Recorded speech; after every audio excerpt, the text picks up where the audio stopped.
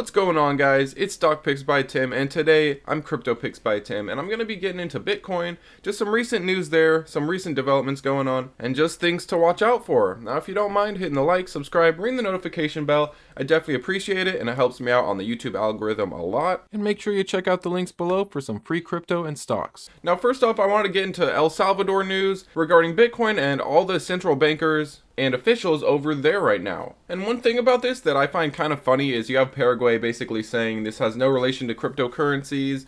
They're not going to talk about it in this environment. And of course, you have all of them yelling, about Bitcoin on the beach.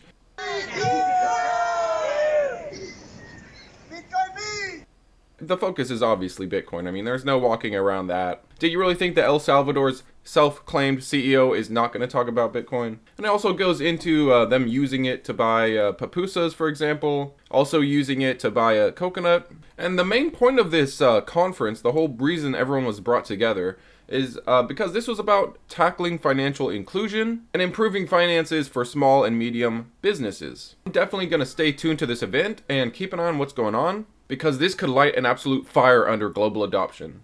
And next up, I wanted to show you this, and this is the Elliott wave. I really don't use it much, but this analyst says that basically it's got a next leg up, then downwards towards 23,000, and then after that we can push all the way to about 125,000, give or take 25,000, according to this analyst. But I'll leave you guys the article to this. It is kind of interesting. But I'm curious, do any of you know about Elliott wave? Leave me a comment in the comments below if you've heard of it before. And also, we have G7 finance ministers calling to accelerate global crypto regulation. And this could be due to the whole Terra USD debacle, but sometimes we need to take a step backwards so that we can next take steps forwards in terms of regulation. It is important that we get through regulation, and honestly, this is one step that we have to overcome eventually. I personally think more regulation to a point is better, because regulation firmly plants crypto in. A lot of people are likely more willing to invest if the government is regulating it, which I personally would say that it is already regulated. You are already taxed for your crypto. I mean, it's not going anywhere. If you think crypto is going anywhere, I got news for you. It's not. Now, this article also goes into the FSB, or Financial Stability Board, and it's really interesting because this board was actually responsible for generating many of the 2008 financial crisis norms. After the financial crisis, this board was responsible for setting the groundwork and the regulation in place so that this wouldn't happen again, so that huge financial crash that we had, the 2008 crash, would not happen again.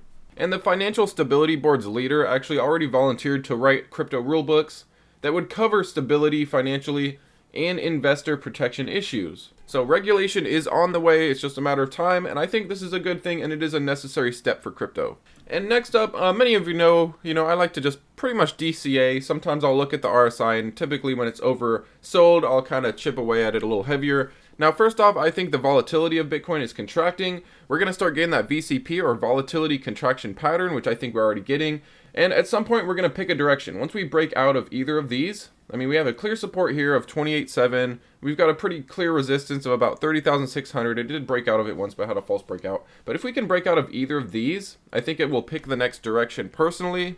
And it is an interesting phase. When you get into this consolidation phase, after that, typically a direction is chosen, and usually that becomes the next trend for a short period. So we'll see which direction Bitcoin takes in the short term. Long term, however, I'm extremely bullish, and I think a lot of you should just not even look at the price. A lot of people, I think, should just automatically buy, not even worry about the price of Bitcoin, and just come back in 5 years. And I think that would save a lot of people a lot of stress. But thanks so much, guys. Don't forget to leave a comment below on your thoughts on Bitcoin, and happy Saturday.